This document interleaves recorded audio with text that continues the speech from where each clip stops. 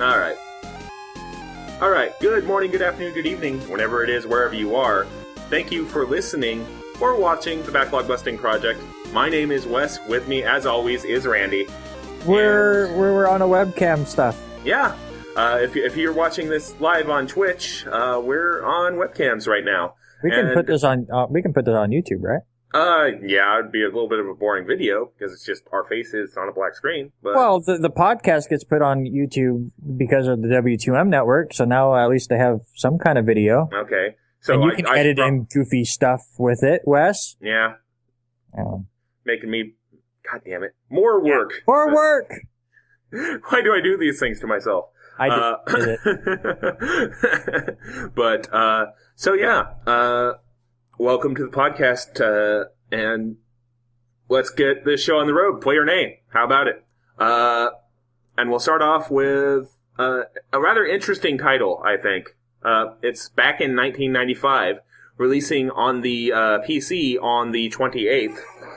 This is developed by Throw the Warped Code Out, and it's published by, I had it in my head and I lost it. Oh well. But basically this is a throwback to,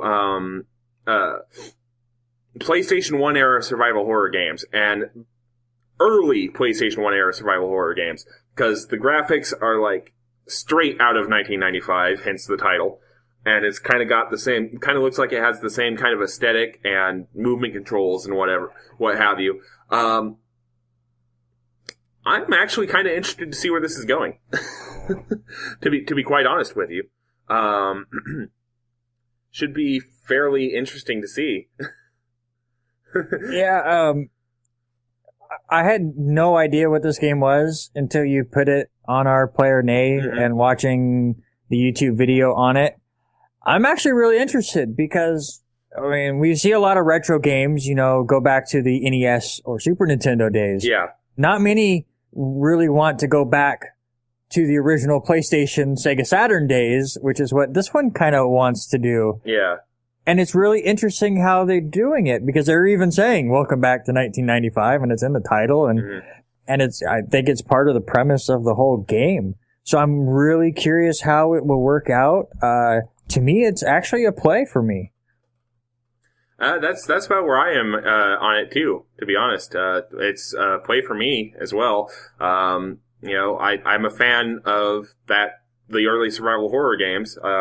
Even though I usually tend to think Parasite Eve more than I do Silent Hill or Resident Evil. So yeah. Okay.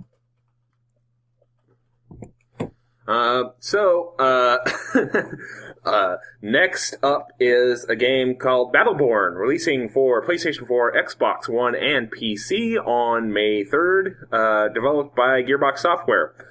This is basically a hero shooter.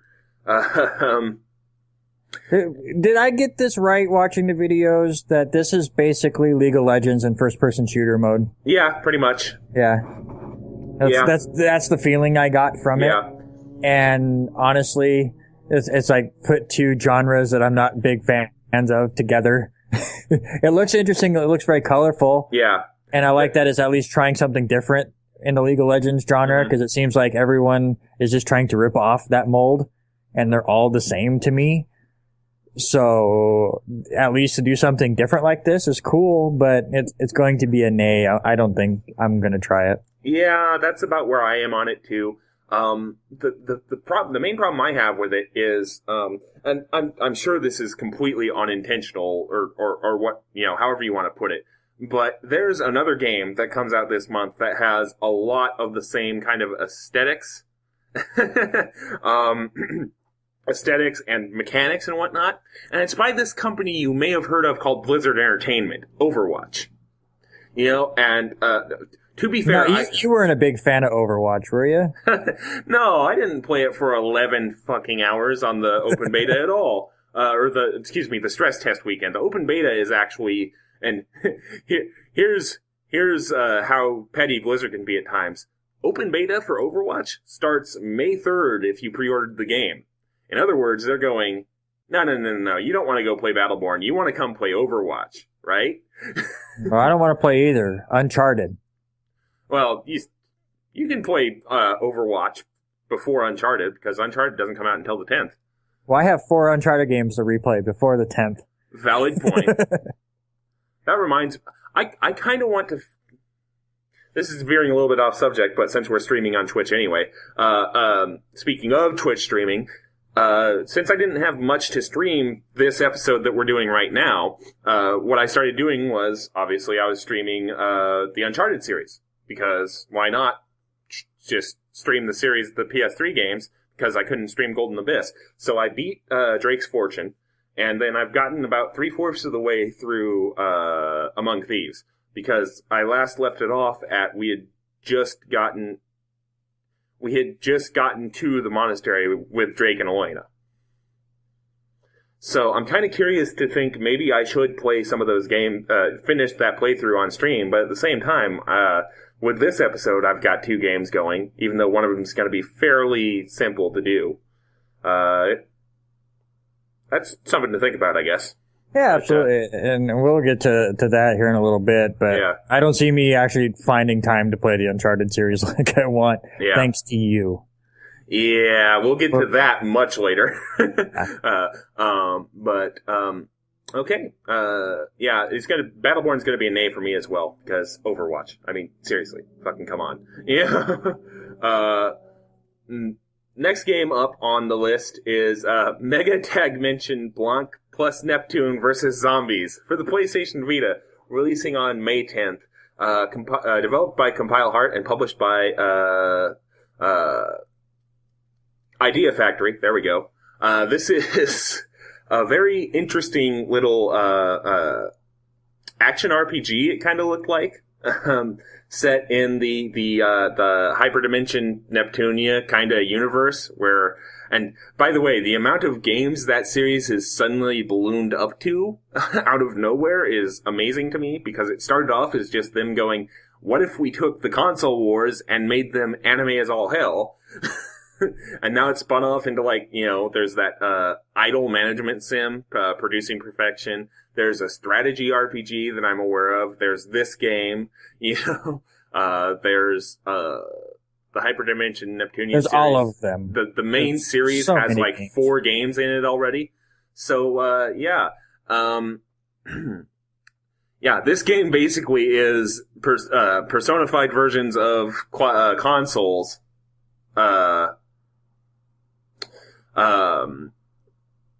Personified versions of consoles battling zombies.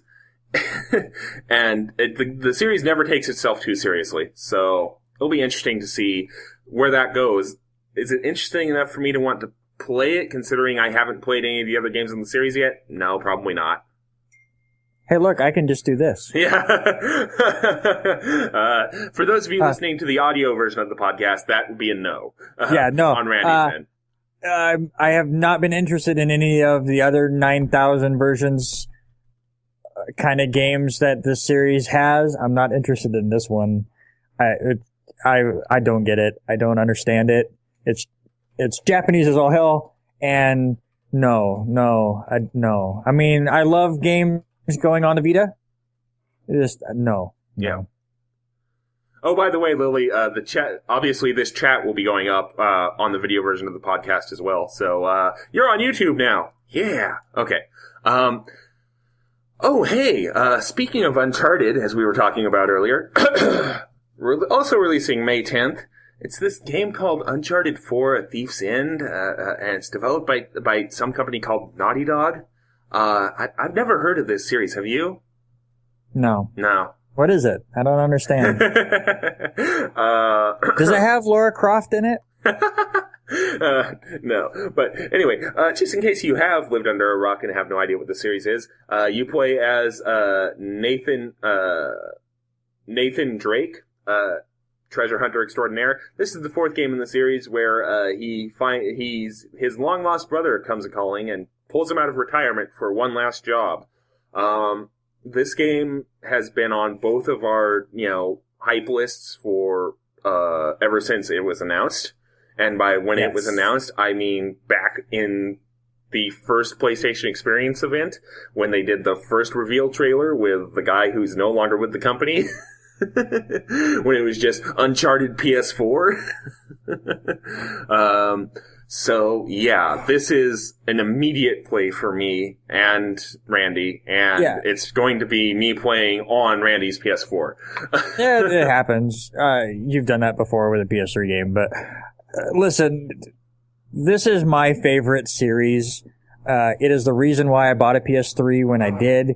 I was always a PlayStation fan, but when the PS3 and the Xbox 360 came out, I went with the 360 because it was far cheaper. I had heard about Uncharted. I didn't think much of it, just a game I couldn't play. And then when Uncharted 2 came out and everyone blew up, and I remember watching the old X-Play show and Adam Sessler freaking out, saying it was his favorite game of all time, and going, I have to try this game. So that was the time I broke down, went, okay, I have to get a PS3 as well. Went back and played the first Uncharted, thought it was whatever, but I just did it so I can get to 2. 2 was amazing. 3 was just as great. We'll be talking about the Vita version here later in the podcast.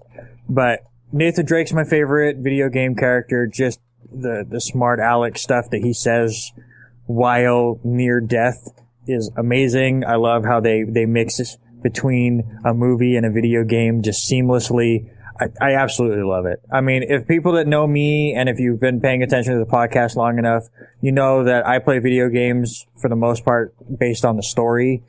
I want to be delved into a great story like a movie. Uncharted does it perfectly. Yeah.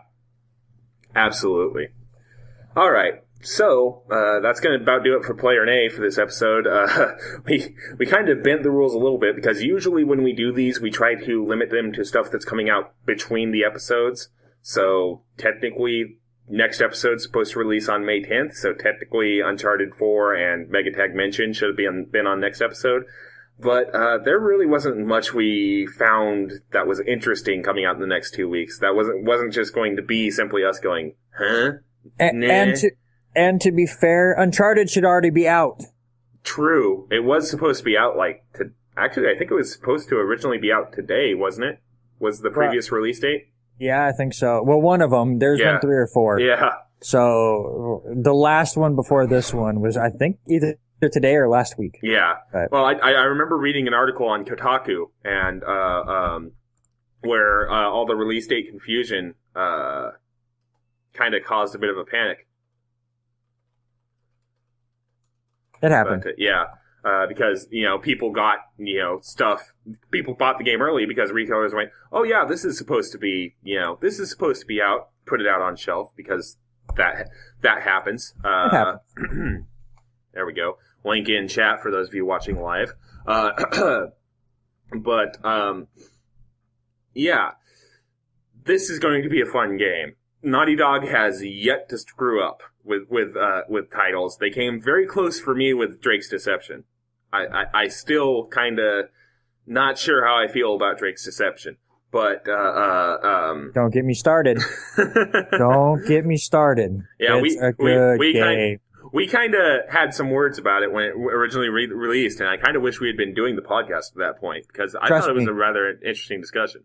We will get to that discussion at some point. It's going to happen. Yeah. Because you're wrong. Yeah. All right. Moving on. That is Player A for this episode, once again. So that will make us go on to discussing the games we played this episode, and we'll start, as always, with our co-played game, which was ActRaiser. Developed by Quintet and published by Enix. And released December 16th, 1990 for the Super Nintendo. This is a game that you can kind of divide into 2 parts. The first part is kind of almost SimCity-like, almost. SimCity would actually probably be the most valid comparison, where you choose which quadrants to build out to, and, they go and build out to wherever you select. And while they're building, you kind of have to fly around with your Cupid-looking angel. It's Cupid. Yeah, it's pretty much Cupid. But and defend them from the monsters around the land. And then you also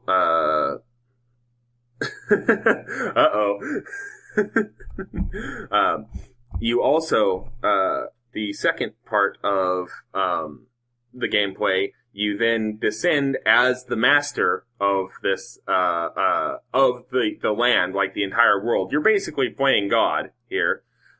Yes. And you descend down into the world, into the monsters' lairs themselves to clear out the presence of the monsters from the land so that your people can, live happily without getting slaughtered by monsters.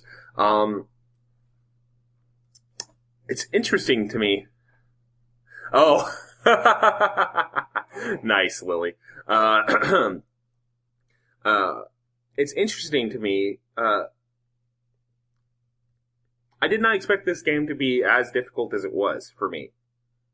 What do you mean by difficult? Or, actually, I phrased that wrong. I was expecting it to be harder than it was. Because the first boss kind of stonewalled me for some reason. And then after that, until I got up to the boss rush, I don't recall having all that much difficulty with the rest of the game. No, not really. And to be honest, I don't know how you feel, but you were talking about how there were two parts to the game. Mm-hmm. And you explained one was SimCity and one was, a side-scrolling kind of game. To me, it was the good part and the bad part. Like, the side-scrolling game was fun. Mm-hmm. And then you get to the SimCity stuff, and I don't think they utilized it the way that they were hoping. Like, I remember messaging you while we were playing through this game and asking you, does it matter? Like, if the city gets completely built? Yeah. And for the most part, I mean, there's things that change, like your hit points will go up, like you'll level up the more the cities expand and stuff. But for the most part, it doesn't have the impact that you think it really should. Yeah. Like, they do a great job where one town will learn an ability and you take that ability to a different town and you help them out with a problem that they have. But it never, like, the consequences aren't that as severe as I think they should be. Yeah. I think it would have been a lot cooler if you really had to puzzle your way through these towns to make all of them grow, which made you stronger, because that's the whole point of the game. It's you got defeated by this evil demon person, whose name is escaping me right now, and you have basically went back up into your sky palace and hid for years to regenerate your health, and now you're back to rebuild these lands that have been completely taken over by evil. So it would have been better to, like, slowly have to go through these puzzles to do it instead of go down, defeat some enemies, now shoot arrows at these flying creatures while things expand, fight the boss, move on. I mean, that's kind of how it ended up being. I think I understand it's an NES or a Super Nintendo game. In 1990 you said? Yeah. So we can't get that too in depth. I mean, obviously the cartridge does not have that much capability, but I just think for them trying something so unique and so different, that part of the game could have been tweaked just a little bit to make it feel more important. Because in the end of the day, it just seemed like it was the tedious part of the game. Yeah, I guess I can kind of see that. Although I will say, I don't know how many magic spells you had by the end, because it sounds like you started skipping through some of the you just kind of... I think I had 4. Huh, you actually had more than I did then. Never mind. But I only ever used 1. Or I used 2. I learned, I had the star one. Yes. Is the one I mostly used. Yep. And then when I got to the boss rush, I ended up getting a shield one, which basically did a circle around you, and then the circle got bigger. Yeah. And there were like 2 bosses in the boss rush that it just decimated. Yeah. So I used that one on the boss rush. Yeah. I used the star magic pretty much exclusively. Yeah. I don't think I even unlocked the shield, honestly. I unlocked the fire, and then the one where it casts and then it goes splits out, full screen splits out, and then the star one. And I abused the hell out of the star one for most of the game, because and that's that where one's absolutely broken.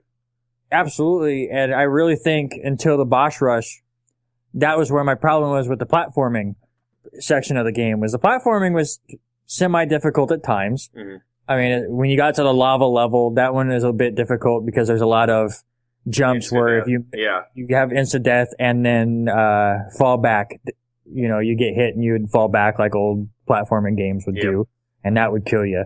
But once you got to the boss, it was just, okay, magic, I'm moving on. Yeah. Yep.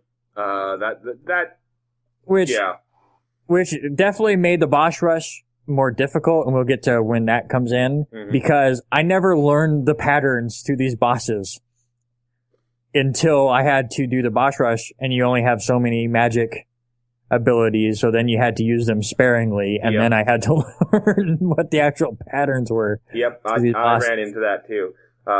Because I will say that the Act 2 bosses, which are the ones you face in the boss rush, in the boss rushes, because basically there are two levels in each region of side scrolling. The first one you can unlock you unlock by progressing through the game normally, and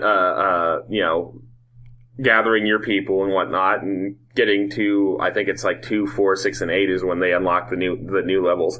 But and you can do those at any time. And then the Act 2s unlock when you basically complete the storyline of the area. Like, one place wants you to connect it to the river, another place wants you to build a path out to the tree, and also seal all the monsters' lairs. Which you do by building the town out to it. Yes. With the exception of one time where you use an item on it because it's not accessible by the town. But yeah, and then that one's the one you had to do the earthquake too, right? Might have been. I can't remember actually off the top of my head. It's been a while since I beat ActRaiser, because I beat that one fairly early and then lazed about on my other one. We'll get to that later though. But the music was pretty good. Like I liked Fillmore's music, which is why I used partially why I used an overclocked remix of it in one of the Mario Maker Monday videos. Because I was just like, well, I can't find too many good Mario mixes that I want to use that I haven't already used. So let's see what they have for ActRaiser ? Question mark, and found that mix I ended up using, which turned out pretty well. I'm trying to pull a joke, and I can't find the exact wording I want to use, but so I'll just say it. How annoying did the angel get every time the towns unexpectedly wanted to talk to you for the 97th time? Yep. I was trying to remember what the exact quote was, because I was just going to hit you with it, but I'm a failure. It's like, how I know, Sir Master, I know this is unexpected, but the people of Fillmore wish to speak to you, or something like that. And And I totally agree. I don't know if you've watched this yet. The Completionist did a video on ActRaiser. I went back and watched it because I was curious what he thought about it. I totally agree. The text itself wouldn't be too bad. It's the text sound. The sound that plays as the words go across would get to me. I wasn't that annoyed by the sound. What annoyed me was the speed. Yes, the speed is also slow, and it happens so much. Yeah. And every time you use your little Cupid ability to, use the lightning to get rid of the grass or rocks. Oh, yeah, you have to go through the description of it, and it's just like, I know what it does. Every time. Yeah. Every time. And it was like, to the point where I'm really mixed on how I feel about this game, because again, the platforming is good. The SimCity part is good, but could have been delved into a little bit deeper. But at times, it is so tedious. Like, I really, if I go back and show you how my game ended, it's like the first 2 or 3 towns are full. Yeah. I built them out. And then the last 2, it's, okay, you get a straight path to each where each monster thing was. That's it. And then I moved on. I'm done. Let's just go. Yeah. Move on. And let's go. And then, so once you get through all 6, it opens up a new crater, and that's when you do the boss rush that gets to the ending. Deathheim, yep. And so, did you like that as an ending to this game? Or do you think it should have delved into something different? The ending was basically, yay, everybody lives happily ever after. No. I meant the boss rush? No, for an early 90s platformer, and by early 90s, I mean start of the 90s, I guess. Yeah. No, I was okay with it, because it basically just kind of felt like they were taking some of the Mega Man tropes and going, okay, we can do this with it. Honestly, I can't think of any other way to finish the game other than that. I mean, you go through, again, the Mega Man way of beating what you have defeated, but back to back to back without your life replenishing or anything like that, and your magic doesn't replenish, and then you fight off with the final boss, which I don't know if it got you, but the first time I did it, I got to the final boss head thing and destroyed it really quick and went, oh, that was simple. Put down your controller and walked away? Yeah. No, but I set my controller down, and then he had a new form that, I mean, I do have to say, it took me a little bit to figure out the pattern. And I did go back and watch your stream for when you beat the game, and both of us beat the final boss with 2 life bars left, which is basically, any hit is going to take more than 2 hit bars on. So we both, just by the skin of our teeth, got through it. And I do like some of the difficulty with it, and it was a fair difficulty. It wasn't like you felt completely cheated by the final boss. It just threw different patterns at you, and then combined the 2 patterns that made it a bit difficult. Right. Yeah. True. Yeah. Definitely.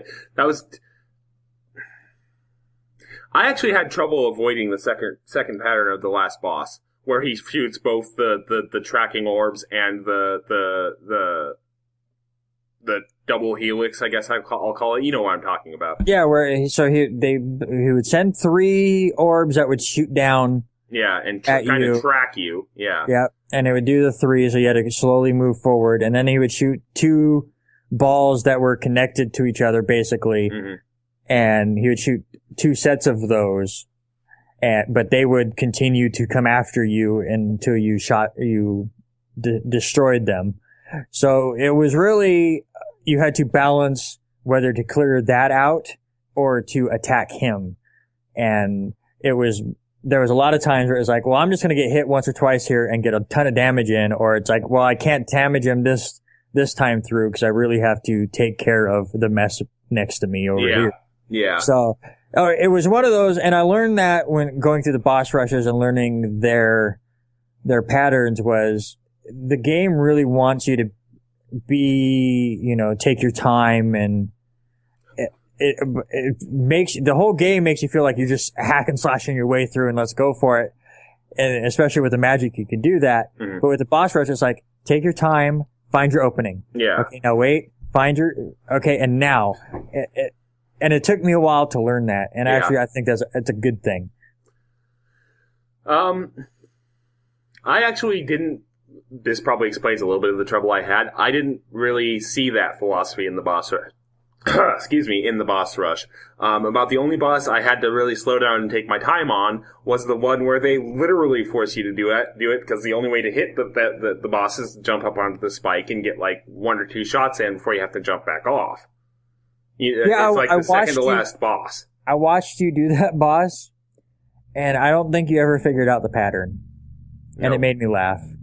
Basically, the way I defeated that boss, and it was the one I knew I could do without ever getting hit, was, so they have the 2 or 3 platforms, right? That are above, that you have to be underneath, and then you have to wait for him to send it down. So I found the spot on the map where if I stood basically there, he would send that front platform down. So you would stand there, wait for it to come down, and take a step back so you don't get hit by the spikes that are underneath it. Jump up on it, hit him once or twice, jump back down, and get back in that spot, and he would just keep doing that. Every so often, he would send the orb, his projectile, basically, at you. But for the most part, as long as you swung twice and got off the thing, I kept seeing you, like, crouch down and stay up on it. But, I mean... I think I'm sure I did. I'm sure I did other boss battles way incorrectly too. So yeah, I think I eventually gave up on trying to crouch down and waiting for him to drop. But we'll see. Well, I guess we disregard that. Anyway, I'm kind of having trouble with thinking anything else to say about this game. I'm kind of with you where I'm not really sure how to think of it, because I had fun with it. It's just, I guess I built it up a bit more because I'd always heard of ActRaiser. Yeah, it's one of those games that has a following, and people always talk it up as one of the best Super Nintendo games. Mm-hmm. And I think it gets that cult following in a way because I don't think it was ever one of the highest selling games, mm-hmm. but the people that did play it absolutely loved it. Yeah. I hate to bring it up, but to me, it's kind of like Earthbound, where if you played it back then, and I'm not again, Earthbound's a good game. We're not getting into this whole debate, but I think the comparison is there, where people that played it back in the early 90s absolutely loved it. Because it mixed two genres together. It was the first time it had ever done that. So they fell in love with it and played it to death, because that's what we did with games, right? When back then, you only had a few. Yeah. So mine was Mega Man. I played Mega Man to death. So nobody's ever going to tell me Mega Man's a bad game, because I've played it more times than I would like to remember. And it's the same thing with you in Earthbound. That's the thing now here with ActRaiser. Its following is very loyal and passionate, and that's when you hear it's such a great game. So when we go back and play it 26 years later, but that's I was about to say, I was 2.5 years old when this game came out. Shut up, I was 6. Yes. But so we see it, and we've seen many games take this philosophy and make it better and improve on it. And then we have to see it as it is. I don't think it's aged that well, and I don't think it's to me considered one of the better Super Nintendo games. I don't think it would fit in my top 10 as far as that system goes, but that's just because there's so many classics on it. But my question to you is, would you play the sequel? Because there is an ActRaiser 2. Maybe. It's probably not something I would go actively seek out, but if it somehow became on a fan vote, if it was if it had won the vote if it was on and won the vote we had for episode 34, for example, mm-hmm. I wouldn't be as mad about it as if, say, Hotline Miami 2. Well, I would hope not, because we've talked decently about ActRaiser, and anytime I go Hotline Miami, this happens.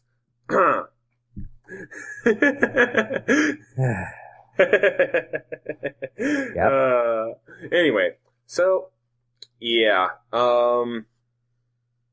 that'll about do it for ActRaiser, I think. Not really too much to say about it. I am kind of surprised we got 20 minutes out of it, honestly. I was sitting here when we started, and I was like, oh god. So we'll move on to your game, and I'll let you go ahead and introduce that one. All right, so I played a game, and I want to thank my girlfriend Haley for talking to me about this game. Mm-hmm. When we got her Xbox One, it came with game codes for a game called Max, the Curse of the Brotherhood, which allowed her to download it for free, or I think it was like 2/3 off or something like that. It was either free or basically free. And then she had a couple codes that she gave to her friends and stuff. Mm-hmm. But Max, the Curse of the Brotherhood was developed by Press Play, which sadly has been shut down during that time when the Fable group got shut down. And it was released December 20th of 2013 for the Xbox One, and then May 21st, 2014 for the PC and 360, which I didn't even know about. I thought it was just an Xbox One game. So Wes, at some point, I'm going to talk great things about this game, but I think you would like this. Okay. Max, the Curse of the Brotherhood is a platformer that is a bit unique, because as you go along the game, basically the story is you're a mean old big brother and picking on your little brother, and you basically, well, it's one of those old family movies where I wish you would just go away. Or I wish the evil gnome person would take you. And the evil gnome person took him, and off he went to a different world, and then you go, oh crap, it's my fault, and he follows him. So now you're in this whole new universe trying to find your little brother. And then you meet the godmother person of the place who helps you out, gives you a magic. You're like, I need you to give you a weapon. What do you got? And he's like, I got a magic marker. She goes, perfect. So she gives you a spell on your magic marker, and now in certain spots, you can raise the land. And then as you go on, it's going to, it adds stuff where now you can create branches to come out of the sides of hills or trees, or later on you get vines, or later on you can control the streaming water, which is a great power, or you can shoot fireballs later on. So all these different skills, but what I like about it is it's platform based, where you can only do it from specific spots. So it's not like, okay, now you can raise the land, so now the game's already broken because now you just raise things to wherever you want and continue on. But they use all of these abilities in such a unique way where every time you hit a new level, it feels new, it feels fresh, where at one point, like later on in the game, you are now having to figure out how to get to this thing. So you have to create a branch and then create a vine which connects to the branch, and then cut the vine so then the vine is hanging from that branch, and then raise the ground up so you can get it. Or you're trying to manipulate an enemy by the same thing. So he needs to get from point A to point B. So you wait for him to get to where you can raise the ground and raise the ground up. And then once he gets there, take the ground away from him, and off you go. You can also, when you create those big branches, cut them off and then maneuver them around as you wish. So they really do an amazing job with, 5 powers you get in this game, but making them feel all unique and then making them work together on top of it. So as you go on, the game progresses in difficulty, but it also progresses in just the amount of things that you have to do in each puzzle, basically, which is great because it always keeps you thinking. And then as you get late in the game, they add another mechanic for a level, basically, where you save your brother, but he's in a big giant hamster ball, basically. I don't know, Wes, if you were a fan of American Gladiators back in the 90s. Yeah, I was. Do you remember that game when they were in the big hamster ball and you roll around to the pods? It's basically that. And so as you then have to push your brother through all these different platforms and get him from point A to point B, connecting vines to the ball so it can swing from one side to the other and cutting it off in right points and so on and so forth. So it's one of those games where I don't know how many times I basically stopped and went, well, that was clever. I was like, that was good. I mean, it was so brilliantly done, and I kind of wish that it would have gotten more press. Like, I had no idea about this game until we got her Xbox One, and basically Microsoft shoved it down our throats. Like, you should play this. But it's great. And then, but the problem to me is, and I'm sure it's a cheap game, but it's not that long. Mm-hmm.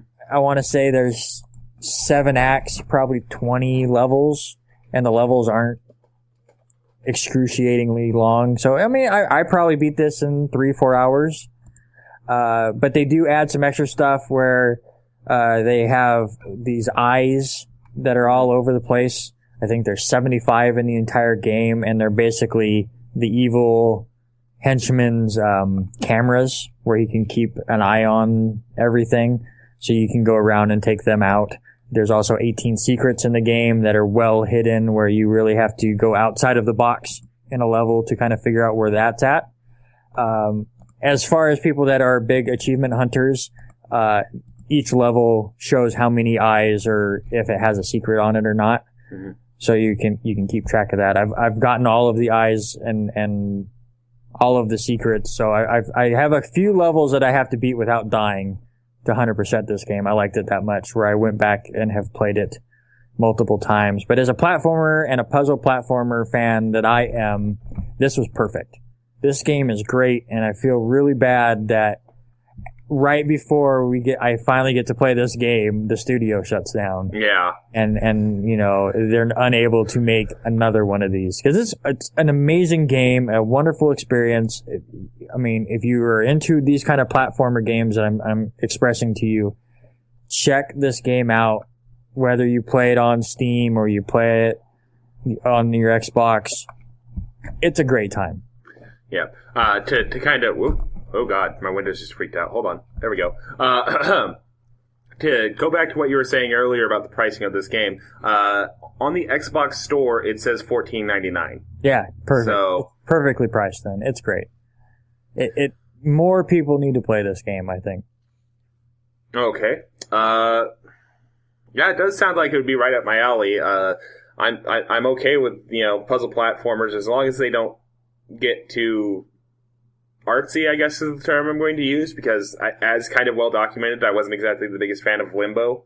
I think I had issue with another kind of game that kind of tried to put art before the gameplay. I can't remember. It did not put art before. You shut your face about Limbo putting art before the gameplay. That's terrible.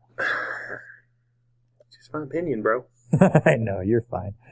No, just I loaded up. I'm looking at the games I've played this year, and you know we're at the end of it. We're going to talk about our top 5, top 10 games of the year. Max is probably going to possibly find its way on there. I mean, I absolutely loved Unravel, but other than that, I don't know if there's another game that I've played this year for the project that I like as much as Max.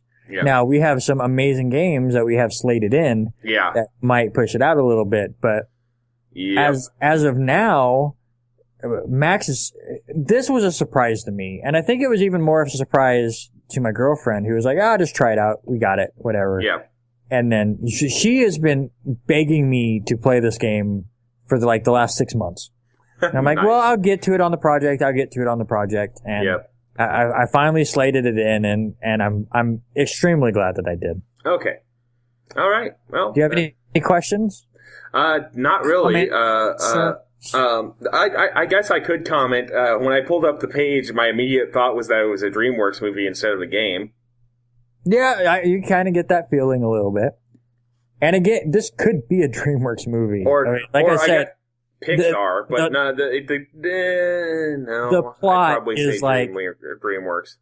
The plot is very Disney afternoon movie to me. Like I said, I wish you would have went away, and they do, and then the adventure to get him back. It's all right. I don't remember. Did you say anything about the music? Is the music also kind of generic DreamWorks kind of stuff or Disney kind of stuff? Or I want to say, it's okay. I honestly, it was in the background. It never really stood out to me. I don't want to jump out and go, it was terrible or it was great. Mm-hmm. I never really noticed it that much. It's kind of like with, as you said, a game that I had played recently with Tearaway, where it fit what it was doing, but it's nothing I would go back to and go, oh man, you have to listen to this. Yeah. Okay. Yeah, that's a fair assessment. All right. I can't really think of anything else. You kind of covered most of the bases there. So I guess we'll go ahead and move along to my game here. And since Uncharted 4 is coming out very shortly, we decided that Randy very graciously would lend me his PlayStation Vita, and I would play the one Uncharted game I had not played yet. Well, technically two if you count Fight for Fortune. A lot of people don't, though. But Uncharted Golden Abyss for the PlayStation Vita, released on December 17th, 2011 for the PlayStation Vita, and developed by Sony Computer Entertainment Ben Studio. Okay. This was a launch title for the PlayStation Vita, or very close to a launch title for the PlayStation Vita, and oh my god, does it ever show. I mean, the graphics are good, don't get me... The graphics are good, the gameplay's okay, but oh my god, can you very much tell that Sony went down to, handed down the edict from on high to SCE Bend that you will utilize every single feature we put into this handheld, or we will not be very happy with you. And SCE Bend Studio, not being, Naughty Dog, went, okay, and did it. Because just about every feature of the Vita is used repeatedly in this game. Like, rear touchscreen, the rear touchscreen zooms in and out on like your camera or your scope on your weapons. There are a whole bunch of mini games where you use the touchscreen to like create charcoal rubbings or rotate torn pieces of like posters into place to get the full picture of the poster. There's at least one instance that I can recall off the top of my head where you have to hold the frickin' camera up to a bright light to reveal invisible ink. There's a couple of those. Yeah, and I only remember the first one because it was, about this time of night. It's 10:23 p.m. where I am right now. And I'm sitting there like, okay, how do I get bright light? So, I'm the idiot sitting there with his Vita at 10:20, or with his friend's Vita, excuse me. Sitting there at 10:23 at night, holding the Vita up to a bathroom light going, 81, 82, ooh, 86%, 87. Well, see, at least you were doing it in the comfort of your own home. I played Uncharted as my game to play during breaks at our local civic theater when I wasn't on stage. So I'm around a bunch of people and then going, hold on, and going into like the makeup room and holding the Vita up towards it. But I'm with you. It's been a few years since I played the game, but that's the thing that I thought of too was this is a launch title. This is the title that they knew that people were going to buy the Vita for, which is smart. Like, ooh, Uncharted's coming to the Vita. Yeah. Buy a Vita for it. So they went, okay, now show off all of the craziness that it can do. And honestly, if you go back and play the first Uncharted, which was basically a launch title, they did a lot of the same thing. There's a lot of 6-axis in the original Uncharted. Yeah, that's still one of my biggest complaints about Drake's Fortune to this day is just how blatantly shoehorned the 6-axis is. Mm-hmm. I mean, and honestly, now that I think about it, that's also a perfect comparison because the combat applications of this stuff I found awesome. Like throwing grenades in Uncharted 1 with the 6-axis I found pretty fun. Being able to do takedowns by tapping the touchscreen in Golden Abyss is fun. Yes. Being able to paint your way across ledges by using the touchscreen in Golden Abyss is fun. Where it stops getting fun is where you can very blatantly tell that they put this mechanic in simply to go, hey, look at this feature that this handheld or this controller has, like balancing across logs in both games, where you have to tilt the 6-axis or the Vita to stay balanced on this log that's suddenly, not stable. Or charcoal rubbings in Golden Abyss, it was just like, oh my god, really? I have to do this shit again? Over and over and over and over and over and over. Yeah, it was, not the best experience. Storyline wise, it's Uncharted. It's Nathan Drake is pulled into this epic adventure trying to find a treasure, and things go wrong along the way constantly. I will give it credit. So far, it doesn't seem to kind of fall into some of the stuff that was prevalent in 1 and 2, where it's, the Nazis, were after this treasure at the same time or whatever. Golden Abyss puts a different twist on it. Instead of a dictator from 50 years ago, it's a dictator now, is kind of chasing after it. General, I forgot his fucking name already. That's a good last name. Yeah. I forgot his fucking name already. Yeah. But, and he's the other thing I will say, I guess, is I kind of felt like they laid on his villainy a little bit thick. Because, pretty much every time he's on screen, he's being a dick to somebody. Throwing a guy to his death off of a second floor balcony simply because the elevator isn't fixed in time. Or that kind of stuff. And it's just kind of like, we get it, he's evil. We don't need to be bashed over the head with it every single time he's on screen. I did like that they I think they made a really good attempt at having a love interest for Drake, and it almost works except for the fact that this is, before, Drake's fortune, so it's just kind of like, well, this isn't going to happen because he meets Elena in Drake's fortune, and, they have their ups and downs, but... To me, that's totally fine. I mean, just because a love interest is not going to work in the end, doesn't... Oh, no, that's why I was saying. Yeah. No, that's why I was saying. I liked that, they still made it believable, even though, as a player, this is before Drake's fortune, so this isn't going to work out because Nate's going to go fall in love with Elena. Oh, yeah. But it's just one of those experiences, and, the story is fine from what I remember of it, but I do like that they kind of put that in there before the first game, and it's just another one of the mini quests that Nathan Drake has gone on. And I'm sure over the years, obviously this will probably be Naughty Dog's last game, Uncharted 4. Yeah. With they pretty much, Nathan Drake. They've confirmed that this is the last Uncharted game Naughty Dog's doing. And, if Naughty Dog has their way, it'll be the last to star Nathan Drake. But if another team does Uncharted. Well, yeah. And I honestly think more other teams will probably do Uncharted, but they will do something like what has happened with Golden Abyss, where it's just another side story. I could really see an Uncharted game based around the first time Sully and Nathan went out on an adventure together. As now maybe even you're controlling Sully and you're teaching him along the way, or something like that. So, I mean, there's different ways you can go about it. And I do like that they went out and just showed another adventure that he did, and it wasn't as crazy epic as the other ones.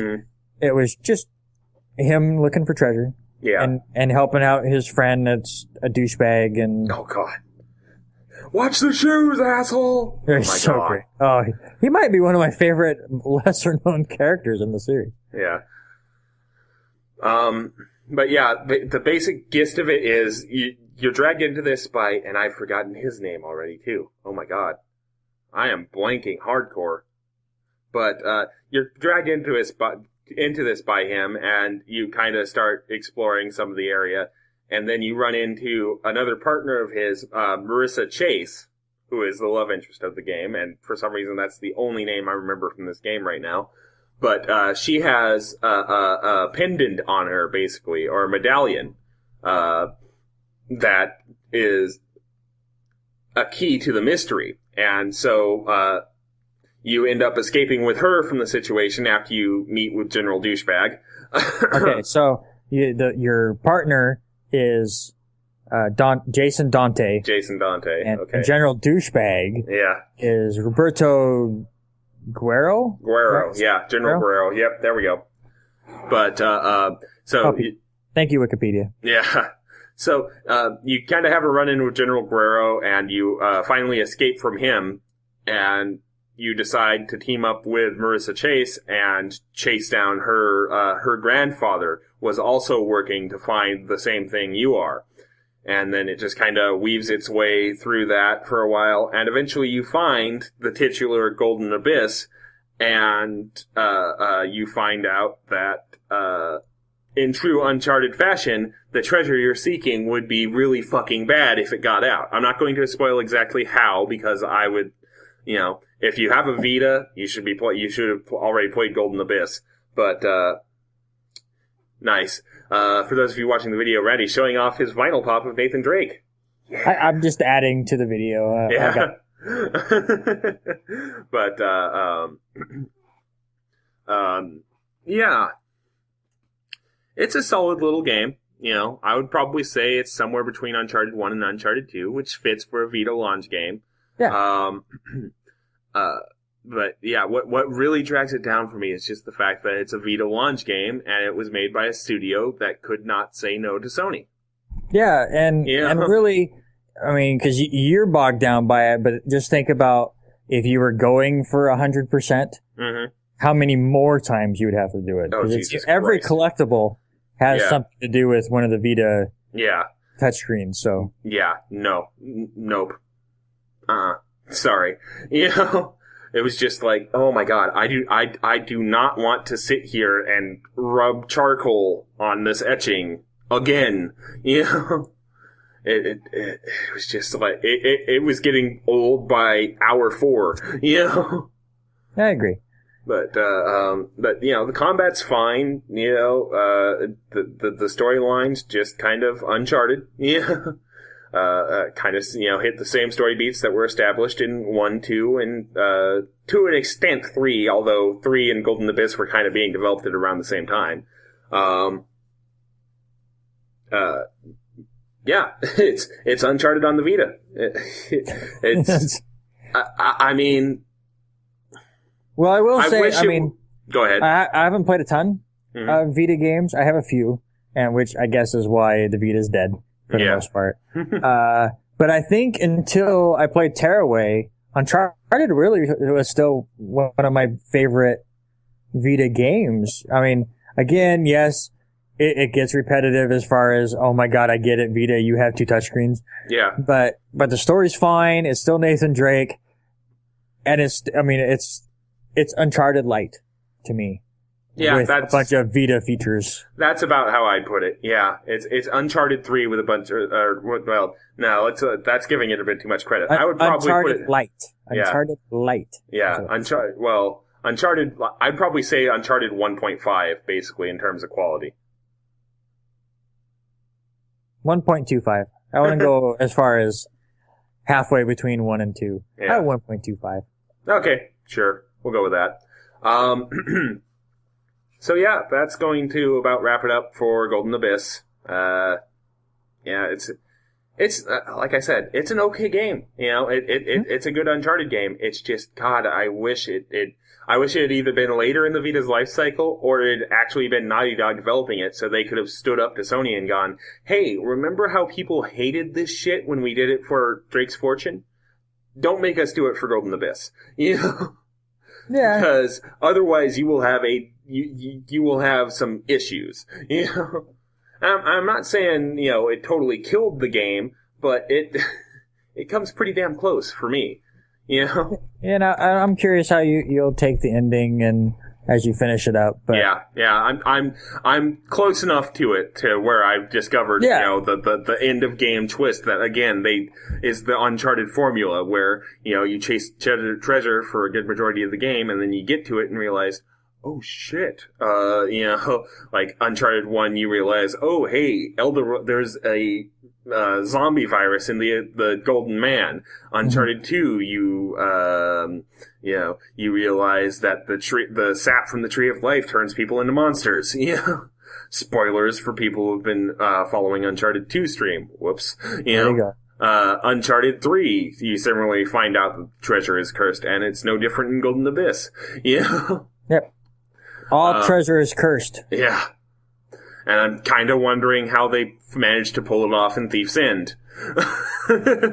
Because they aren't chasing your brother is cursed. Yeah. Well, I think from what I've seen in that one, they're still going out to find a treasure. Yeah, but it's not a specific treasure like it's been in the past 3 games, past 3 in Golden Abyss. It's maybe just, they just they're haven't. looking. Maybe they haven't explained it yet. We'll find out. Yeah, that could be true because I remember they were saying he's going to a realm of the pillars in the lead up to you know, when Drake's Deception was getting pre-release hype, or you know, Oh, Lily figured it out already. Yeah. She's a smart cookie. Yep. But, yeah. It'll be interesting to see where Thief's End goes. And, we're excited for it. But yeah. I'm more excited to announce what we're doing next podcast because it is our second Friday the 13th podcast. Mm-hmm. It's going to become a tradition here where every time there's a Friday the 13th, the closest podcast to it, you pick the game I play, I pick the game that you play, and then we let our audience vote. I was going to say fans. We don't have fans yet. We have an audience to a point, and we appreciate all of you. You have no idea. But we let you guys pick what game we're going to play. And I was nice because we thought about it, and, you know, it's the second time we're doing the Friday the 13th. We played quite a bit of sequels here in our second year of the podcast. So we went ahead with that theme, and all games had to be sequel-based. Mm-hmm. So all 5 contenders for you guys had to have been a sequel. Mm-hmm. So I was going to have you play Super Meat Boy. Yeah. Because you've always talked about when you go off against Hotline Miami how, you know, it's very unfair and random. I'm like, all right, let's play a really hard game that's not random at all in Super Meat Boy. But I took that off for the sequel. So Wes, what you get to play is a game which is funny because you haven't went back and finished the first one yet. But Crash Bandicoot 2, Cortex Strikes Back. And I picked this one because a loyal fan of the articles I write on 411, he messaged me on Facebook usually once or twice a month to kind of see what's coming up next and how things are going. His name's Tony. He's awesome. Has been begging me to do Crash Bandicoot 2, and I keep telling him I can't do that because Crash Bandicoot 2 was my PlayStation game. Yeah. I played that like I played Mega Man. So I figured I would let you play Crash Bandicoot 2, and then maybe you could do the review someday if you ever get back. Yeah, you look for that in about 2050 when I get back to actually writing. I keep trying. I just keep getting distracted or just keep not liking the quality of what I'm doing and just going, fuck it. All right. So, my game actually has pretty much stayed consistent even after we went, let's do the sequel thing. Mm-hmm. Because I talked up this game to you back when we were having a discussion about RPGs. Yes. And you said you hadn't really played it that much. And I basically went, okay, that needs to change. And I pretty much said the next time we have a Friday the 13th episode, you might as well just pencil this one in right now. Because, in my opinion, it is one of the stronger RPGs of its generation. Which is surprising when you consider where it came from. And that sequel is Paper Mario and the Thousand-Year Door. Or, there's no and in that title, Harrington. Good job. Paper Mario, the Thousand-Year Door for the GameCube. And I wasn't very productive as far as this, you throwing the webcam thing to me. I should have had it right here. But, oh well, yeah. But, so yeah. Paper Mario. Paper Mario, because you hadn't played it yet. I love it, and I honestly want to see your reaction to a specific chapter, and I won't tell you what it is yet. I'll just kind of keep an eye on you, because you're saying you want to stream some of it, which will be pretty nice. Part of the reason, and it kind of worked out really funny, because I hadn't told you I was doing this yet. When you said, hey, maybe we should put it on webcam and stream on Twitch or whatever, it was like, the girlfriend and I, for a good portion of the day, did this. We put a bunch of our things together because the plan was, with some of our YouTube stuff that we're doing and Twitch, and I wanted to stream more, was having the background. I thought the background would be cool with some of the stuff that I've collected over the years, and we can change things up, and I'm still working on how well it shows up on there. I don't know how well you guys can see this stuff, but so we were working on that, and I'm like, well, this is perfect. So, I don't work again all week. I have a few baseball games I have to call, and we're doing a special NFL draft podcast for the football, but I don't work, so might as well get a jump start on Paper Mario since it's a very long game, and Wes is an asshole and has decided, hey, you don't need free time. Play this game. So I'm going to do a lot of streaming, I think, over this week. Okay. And, of course, I will be continuing my stream streak as well, because Randy's streams do not count towards my stream streak. So we'll just get that out of the way right now. They should count against it. Your number should go down every time I get So by the end of this week, I'll be at day 46, probably. It's awesome. Nailed it. No. All right. So well, no, the joke was this is day 40 right now. So in a week's time, if your stream's subtracted from mine, we'd be at day 46. No, you're going to be at 0, because I'm going to stream 20-minute segments multiple times a day. But, so let's get to the one that we both have to play. Yep. And I was really curious about this vote. So the 5 games that you guys got to choose from were Final Fantasy II, Hotline Miami 2, Kingdom Hearts, Chain of Memories, Half-Life 2, and crap. What was the other game? Super Mario Brothers 2. Super Mario Brothers 2. You know, only one of the most famous video game sequels of all time. Yeah, the American version. I'm sorry, I blanked it. I don't have it in front of me. I know. I'm just giving you shit. It happens. So I was really curious how things were going to go. Obviously, I wanted Hotline Miami 2 to win because it was part of our stream goal, or our marathon goal that we did reach. Mm. And of course, I would like to see your reaction when you play Hotline Miami 2. I should have just made it your game. But we put it in the vote. Unfortunately, it did not win. Neither did Half-Life 2 or Super Mario Brothers 2. It really kind of came down to 2. And your winner by almost got half the vote, really. And I'm not surprised at all, considering where most of these votes came from.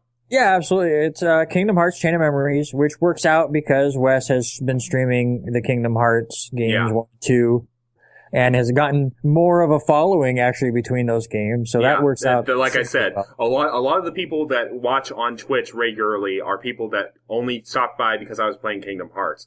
Because a lot of people have been asking, "Hey, are you going to go and play Unchained Chi?" And I'm like, yeah, probably at some point, but at this point, I want to kind of do not Dream Drop Distance. Holy crap. Chain of Memories. Yeah. And then, honestly, Dream Drop Distance is probably going to have to happen at some point, too, along with Birth by Sleep. Yeah. I actually, when I went out and hunted for, I collect video games, I went out and was looking for video games. I ended up buying a bunch of Kingdom Hearts stuff just to add to it, because I only had 1 and 2. So I have added to my collection the 1.5 and 2.5 games that you own. Mm. I went back and rebought Chain of Memories for the Game Boy Advance. I used to own it as a kid and never finished it, but I used to own it. So I rebought that, and I bought Dream Drop Distance for the 3DS. So I'm getting to where I can basically have access to almost all of them. Mm-hmm. I think there's a couple, like 1 or 2 that I don't have access to yet. You don't have access to Recoded as a game, and... Yeah. 358 over 2 days, because god damn it, Nomura, what's up with your So I'm getting close to the point where I could play any of the series, and at some point I'm sure every single game in this series in some shape or form will have been played by us on this project, because we enjoy it. Yeah. We've talked about the first 2, about how I have my problems with 2 a little bit, and the story is confusing as hell. But maybe if we play all of the games, it'll piece itself together to some kind of comprehensible story. I've heard that's a negative.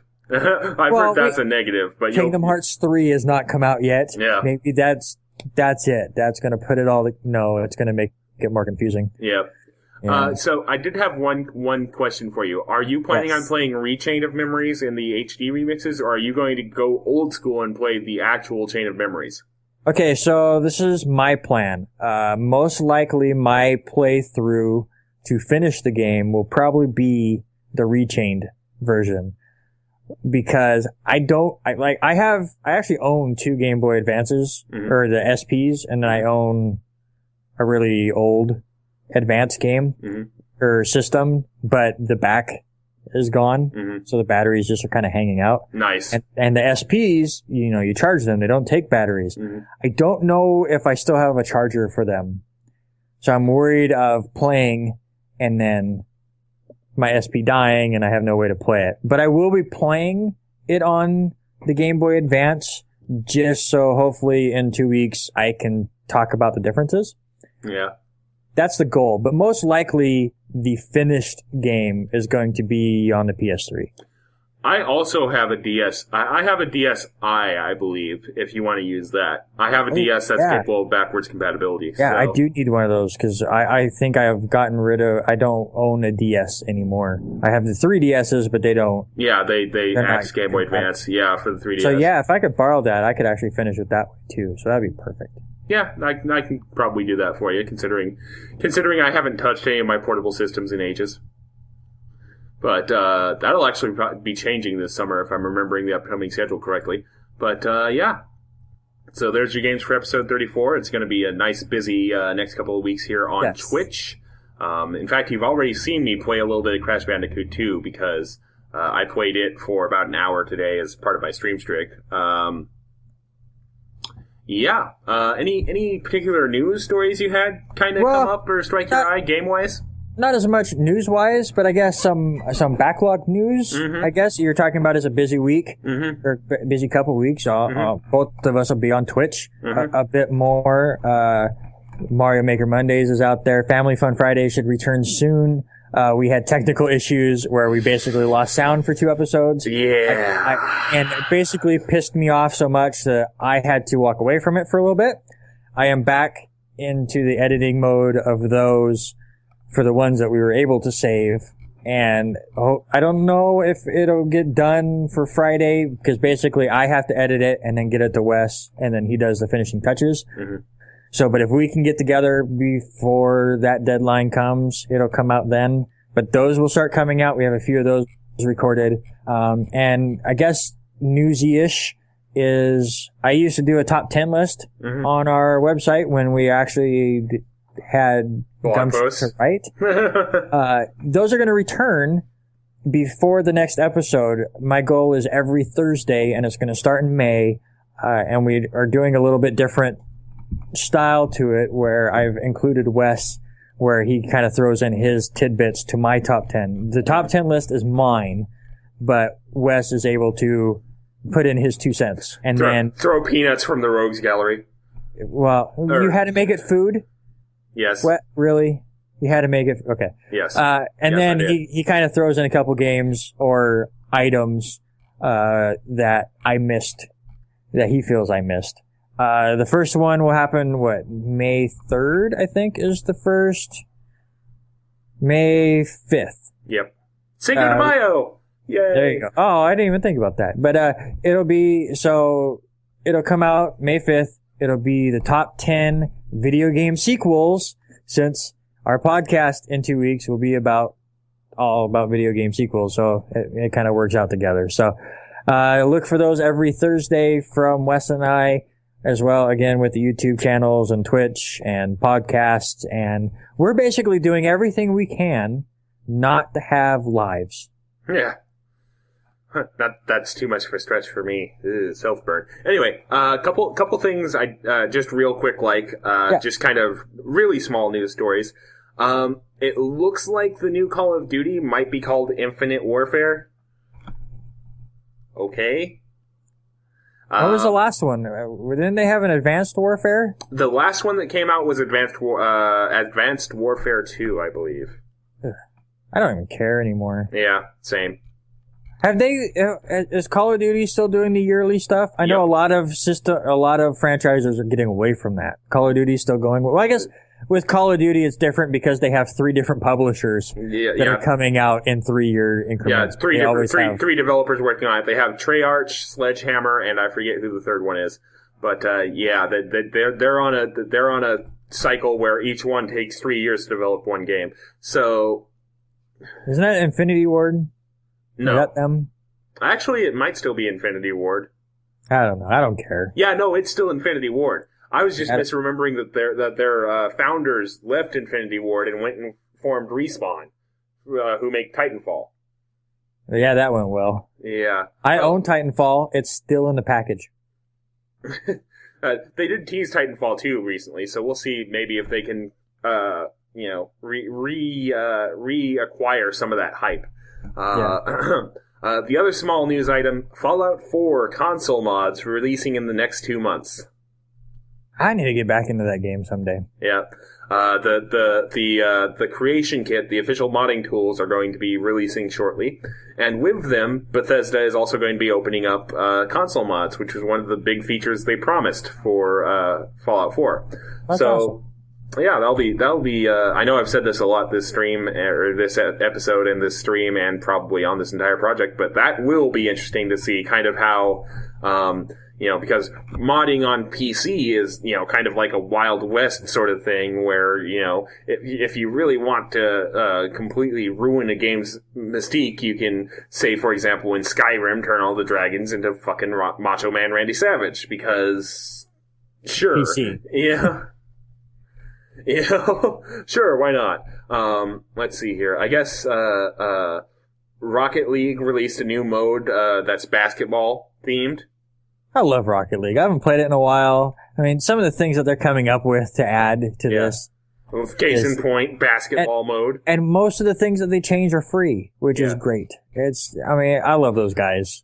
They took up a lot of part of my life, and then I went to RTX and came back and realized everyone got way better. Yeah. While I still sucked. So I got away from it. It's not really a news story, but a video recommendation, I guess, if you will. I'm sure more people are fans of. Why is your mouse over my thing? That's creepy. Philip DeFranco, I'm sure more people know about him than us. But if you haven't seen it before, go check out he did a video, I think, on last Saturday, where he goes through all of the games that are banned on Twitch. And explains them and plays a couple of them. It's hilarious. Yeah. That's my version of news. That's what I bring to the table. I actually own one of the banned games on Twitch. You would. Hoonie Pop, if you're curious, by the way. And you're probably not. But, I guess the last little news item I have is, a lot of negative attention for Blizzard here, and honestly, I say a lot. It's entitled people whining about something they don't understand. So World of Warcraft is hugely popular, still is to this day. Even though it's coming up on its 12-year anniversary, I think it is. It still has an active subscriber base that is more than every other MMO combined in North America. That's some staying power right there. Yes. Well, a lot of people still want to go back to the old ways of World of Warcraft, and therein lies the appeal of private servers. Well, an extremely popular private server by the name of Nostalrius. I'm probably butchering that, but I don't care. It sounds like you're butchering it, but I can't correct you. So Nostalrius. Anyway, this private server had managed to emulate World of Warcraft as it was in the last major content patch before the first expansion to the game, Burning Crusade. And a lot of people wanted, for some arcane reason, to go back to World of Warcraft before Burning Crusade. Before Blizzard put in, like, cross-realm zoning and, being able to, group up with your friends easily in an MMO. I mean, why the hell would you want to do that? Am I right? But, so, here's the thing. Private servers like that aren't exactly legal. And Blizzard finally had to drop the hammer down and shut down this private server. This private server had 130,000, according to them, allegedly had 130,000 active users. So you can imagine that some of those users weren't very happy about it. So they kind of started petitioning Blizzard and, raising this big stink about it. Like, I watched a couple, I have been watching Tally specifically, pretty decent World of Warcraft streamer, and he was fielding questions about it, and he kind of feels like I do, that it's just kind of like, why the hell would you want to go back to World of Warcraft as it was 10 years ago? There have been so many quality of life improvements, et cetera, in this game. Why the hell would you want to go back to it? But, Blizzard has remained silent on the issue until today, at about 10:30, still today, sorry, time zones. Thank you, Kotaku. They released a statement from, the game's executive producer, and he basically goes, hey, we hear you guys, we hear that you want, legacy servers, but it's not as easy as you guys seem to think it is. It's not just flip a switch and, hey, you can suddenly go play World of Warcraft as it was before Burning Crusade. We've updated our infrastructure since then. We've added, a whole bunch of new codes since then. We can't just flip that switch and go, here, go have fun in Burning Crusade. It doesn't work that way.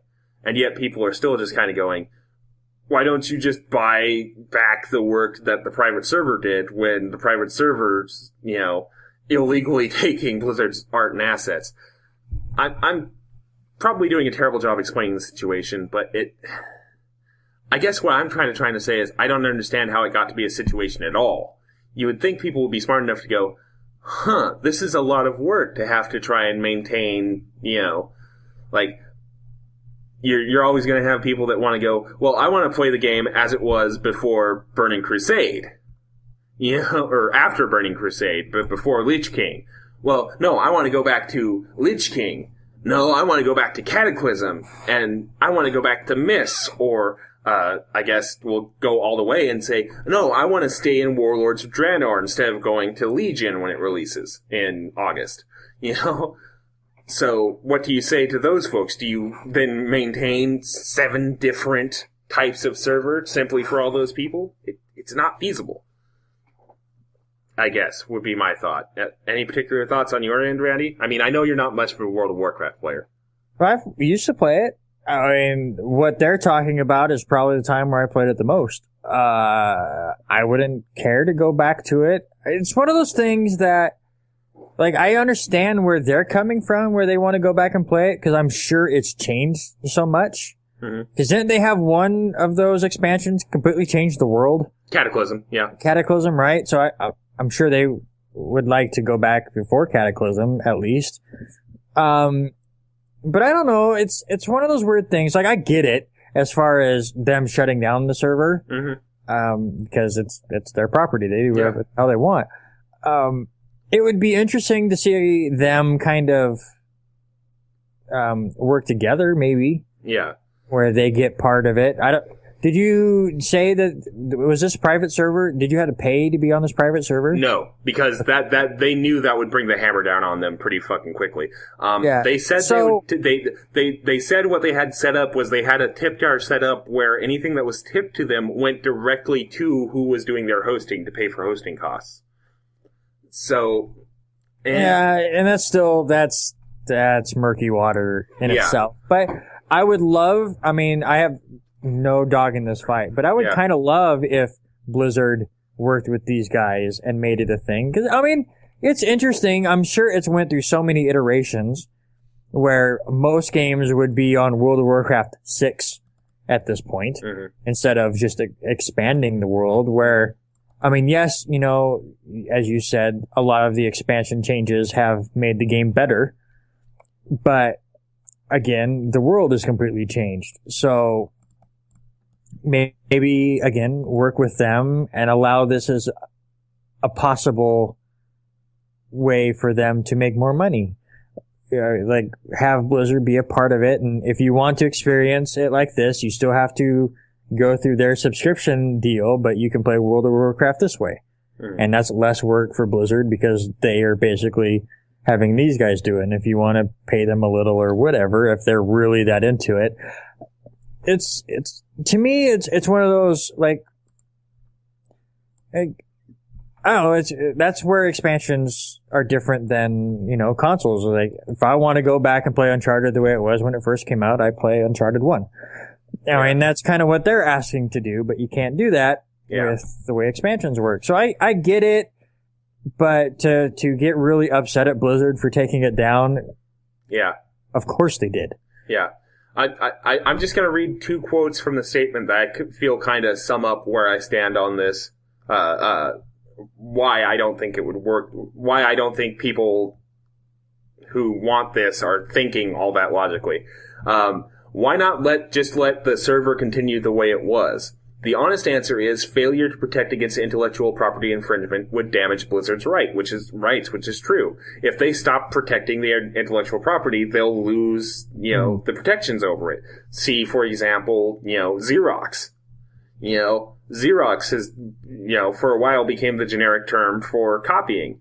And then all of a sudden, the actual Xerox company could no longer, fight it because they hadn't effectively, stamped that out, sort of thing. I mean, that's a bit of an extreme example, but if Blizzard let Nostralis continue unchecked, a court's gonna go, well, why are you trying to protect this here when you let this happen for so long, sort of thing. So continuing the statement now. This applies to anything that uses WoW as intellectual property, including unofficial servers. And while we've looked into the possibility, there is not a clear legal path to protect Blizzard's intellectual property and grant an operating license to a it actually says private server instead of private server, that's some strong wording there, but also technically correct. You said private server twice. What did you say? Pirate. A pirate server. Okay. Yep. It sounded like Okay. Yeah. R. Anyway, sorry. All right. And then here's a kind of compromise idea he floats, which, people kind of positively reacted to, and I'm sitting there going, are you fucking nuts?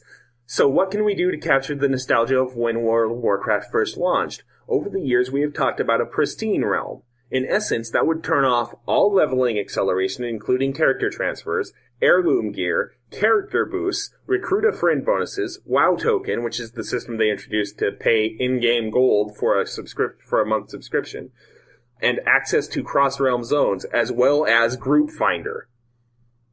So in other words, all of the ease of life stuff they put in the game since Burning Crusade, nope. And it's like, why would you want to hit yourself in the dick with a ball-peen hammer essentially? Yeah, I would love to sit and trade chat for an hour trying to get a party to go do this quest, instead of hitting a button to go to the group finder. But see, that's the nostalgia factor. Why do we play games from the 90s or why do we play original PlayStation games that make our eyes bleed when we can play pristine PS4 games? It's the nostalgia factor. It's, the WoW that I remember, that I played for years, where I would,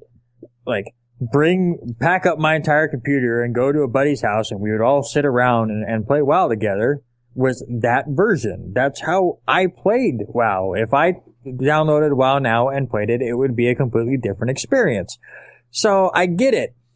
I really do why they would like to play something like this. So if Blizzard can come up with that pristine version of the game, I'm sure it will get traction, because there are people in their early 30s that lost years of their lives to that version of WoW. And if it comes back, it's just the nostalgia feel of going back and doing what you said, the struggle of getting a group together, or the way things have completely changed, where there weren't flying mounts and all of that.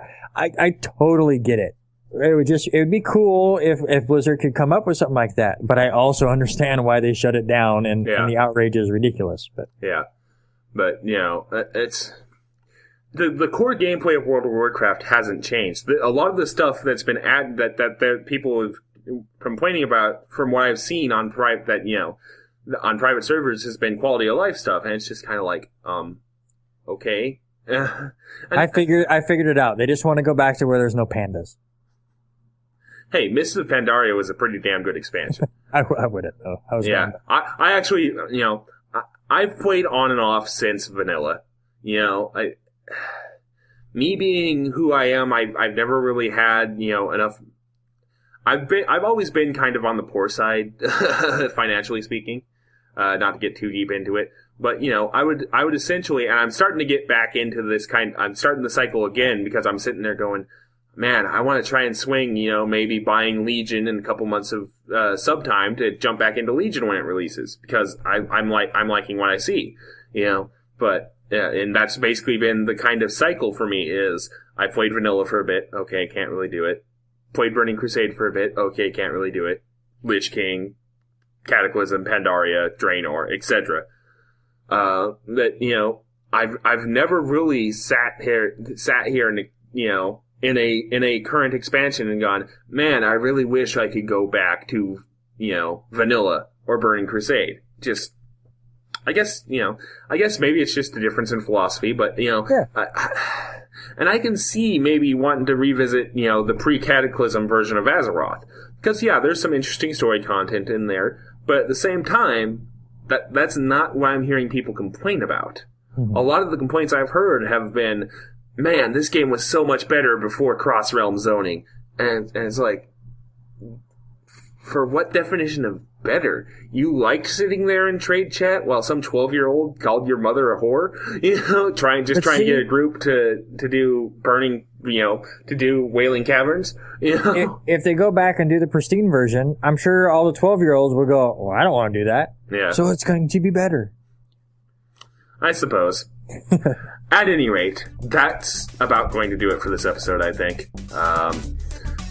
A lot of stuff coming up here in the next 2 weeks, both on Twitch and our YouTube channel, and on the blog, finally. Kingdom Hearts, Crash Bandicoot, Paper Mario, maybe a little bit more Uncharted. We'll see how my schedule works out. I also might actually try to get a little Diablo 3 in on stream because the Season 6 starts on Friday. So, that'll be pretty interesting to see.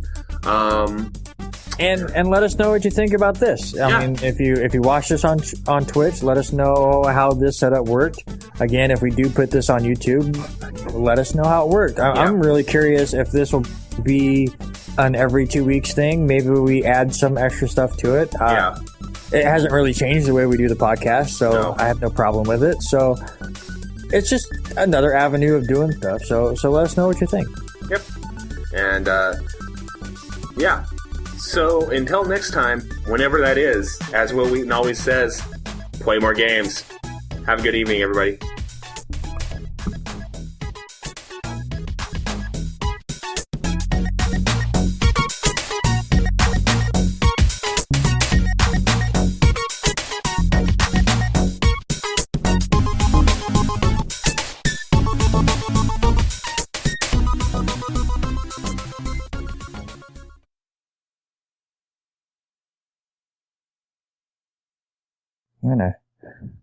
I see how you've cut this so I'm gonna adjust myself.